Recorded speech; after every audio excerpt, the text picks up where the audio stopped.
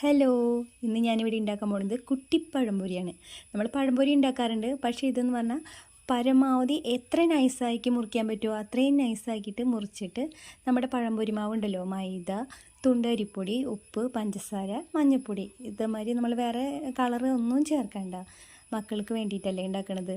അപ്പോൾ നമ്മൾ ഇതേപോലെ തന്നെ നല്ല ഇത്തിരി കട്ടിയിൽ മിക്സ് ചെയ്തിട്ട് പഴം നൈസാക്കി അരിയാമെന്ന് മാത്രമേ ഉള്ളൂ ഇതിൽ പ്രധാനപ്പെട്ട ഒരു പോയിൻറ്റ്. അപ്പോൾ അതേപോലെ നൈസായിട്ട് അരിഞ്ഞിട്ട് നമ്മൾ വെളിച്ചെണ്ണയിലിടുക. അപ്പോൾ ഇതിൽ അധികം വെളിച്ചെണ്ണയും കുടിക്കില്ല, മക്കളുടെ കഴിക്കുമ്പോൾ വെളിച്ചെണ്ണയൊന്നും അങ്ങനെ ആവില്ല.